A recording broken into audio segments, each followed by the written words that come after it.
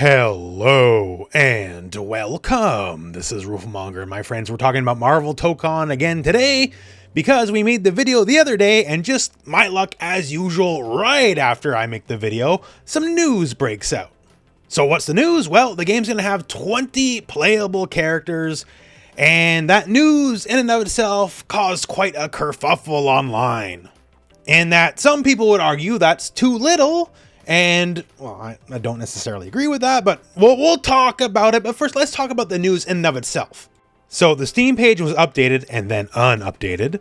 And the important bit here is this. It's time to build your dream team and break some spirits in this blistering 4v4 action. Choose from an expanding roster of 20 iconic Marvel characters at launch, each rendered in a bold, new anime-inspired art style and members of their own unique teams of equally impressive heroes and villains.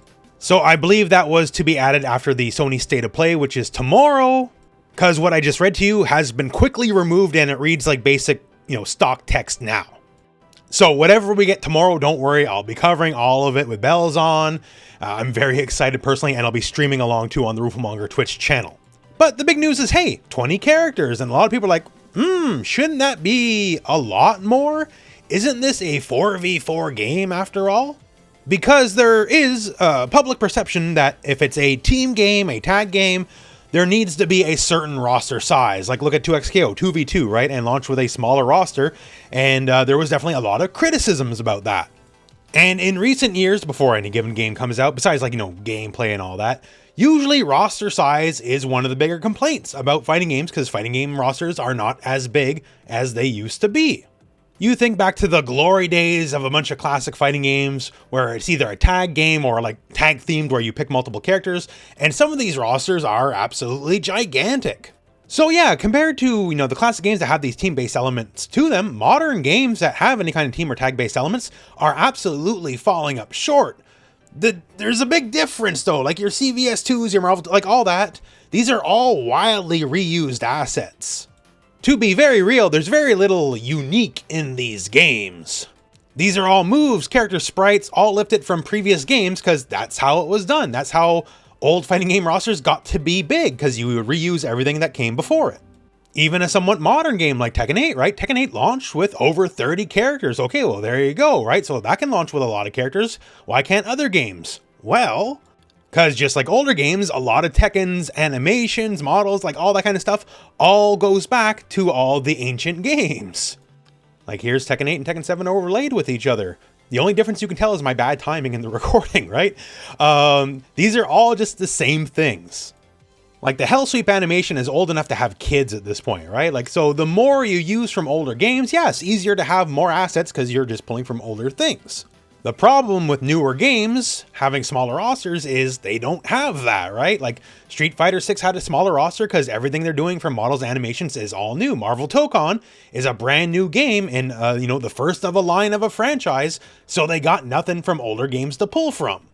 So with that in mind, using that logic, to me, I think 20 characters, considering the absolute state-of-the-art high-fidelity models that Arc System Works uses, I think 20 characters is pretty okay at launch, and it's not like it's gonna be that way forever. Even in that initial little Steam page moment here, right? Choose from an expanding roster of 20 iconic Marvel characters. Expanding means, they're here to sell you some DLC. If you recall some earlier coverage we've gave on the game in the past on the channel, they have a 10-year plan for the game. They want this game to be supported for 10 years. So if it's 2026 right now and it still comes out this year, that means support ends, if you will, at 2036? What? Like, that doesn't even sound real to me. That's too far away, but that's what it's gonna be. So 10 years of DLC, the roster will probably be like 100 characters or some nonsense by the end of it. But yeah, team game, it just grants a perception of impropriety when the roster size is a little lower. We've literally been through this with Dragon Ball FighterZ, and Arc System Works. Literally the same company has been through it, and what did it matter in the end? Absolutely nothing. People said the roster size for Dragon Ball FighterZ was too low, and the reality was it was perfectly fine. There was DLC, and it went on to become a massive titan, massively respected game, beat Street Fighter at EVO that one year, and then lots of mismanagement and got really bad afterwards, but we don't talk about that. So the reality is, if the game's good, it just actually does not matter. Straight up. And especially because 4v4 is more a marketing term than anything. Like, we have one health bar, right, for the whole team. Yes, you can use all 4 characters in the match technically. The reality of that, I don't know. Like, part of the reason it is the way it is so you can play with a bunch of characters, but in reality, you just focus on the 1 or 2 you like, and the other 2 are just sort of there to be assists. But that's my take on the matter. So agree or disagree, hey, feel free to post in the comments below. So I don't think it's that big of a deal, especially when the characters are, some of the more iconic characters of fandom in general. And I'm very certain they're going to sell us a lot of DLC. I don't think this is going to be no 4 a year like Street Fighter 6. Now, that said, beside the roster count talk, there is a couple other things that was updated in the Steam page that caught my eye. One, well, potentially very interesting, and one I know not a lot of people are not going to like at all. So, if you're playing the Steam version, if you're playing on PC, you will need a PlayStation account. Now, for someone like me, I usually play on console anyway, so it doesn't matter to me. And if I do play the Steam version, I'll use my console account, whatever, right? But I definitely know in times past, like say the whole Helldivers debacle, right? People, if you're PC only, you do not want to use a PlayStation account. And more importantly than that, because if it's just a matter of preference, like sort of whatever, right? But my understanding is from the whole Helldivers thing is some regions can't even get PlayStation accounts, which would effectively lock you out of the game. And to be frank, that's no good for nobody. We will need more details to be sure, but like on its face, on surface, like that doesn't read great. But again, Sony is the publisher of the game, so they certainly call the rules on that front. The other thing that caught my eye is their characters are members of their own unique teams. Now, is that just something you write, or is that actually something that actually means something? Like, is this going to be like King of Fighters, where everyone's part of their own unique themed team? So instead of like, Team Southtown or Team Mexico, it's like Team Avengers or Team Defenders. And by the way, quickly to go back one of the older points here. Yo, King of Fighters 15 launched with a giant roster at launch. Where were you guys on that one? Pointing fingers. So I don't know if that actually means anything or could have some gameplay ramifications at a minimum, but it's just something I really think about because like, okay, we have Captain America and Iron Man. We already know are playable characters. Since we're working with Team of Fours, add Hulk, add Thor, that's the classical Avengers right there, right?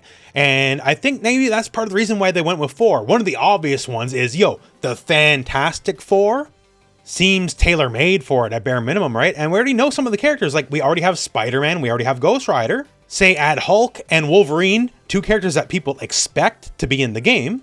And now you have the new Fantastic Four, right? That was a thing for a while back in the day. Don't worry about it. But yeah, so theme teams being a thing, like I don't think it would add bonuses or whatever, because like older King of Fighters did that and it's convoluted to say the least. But if you get theme teams together, it could be cool. Maybe they get specific dialogue or win quotes or just something. Maybe it changes some of the cinematic supers. Like in Marvel vs. Capcom Infinite, the ultimate move for Winter Soldier changed depending on who he was with. Specifically, it'd be a completely different super if he was with Captain America. And of course, there's so many opportunities for theme teams because that's the way comics work, right? X-Men at a bare minimum. I know a lot of people would be happy to see stuff like the Guardians of the Galaxy. Like there's just a lot to be done. So I hope that's not just some throwaway line. And even if it's just fluff, even if it's just thematic, I live for that kind of stuff in a fighting game. It doesn't always have to be frame data and Oki, Flavor adds a lot to a game. Which I hope they do, because like this is the game where you need that more than anything. And like the single player complement as well, I hope is really good because you're going to get the casuals. Casuals love single player stuff, but I don't know. That's a video for another day, perhaps. We will be finding out more about Marvel Tokon tomorrow. So again, tune in. I'll have everything covered that's worth talking about. And I'm personally just very excited just to see what's going to happen. Plus, whatever surprises we might get otherwise at the Sony State of Play, because who even knows? New God of War? I'd definitely be down. Even if it's just like a remaster of the older games, because I got a hankering for that recently. But yeah, stay tuned to the channel. We'll cover everything that needs covering. And for now, well, that's it for me. That's it for the video. So, thank you very much for watching. Hope this video has found you well, and go out and play some fighting games.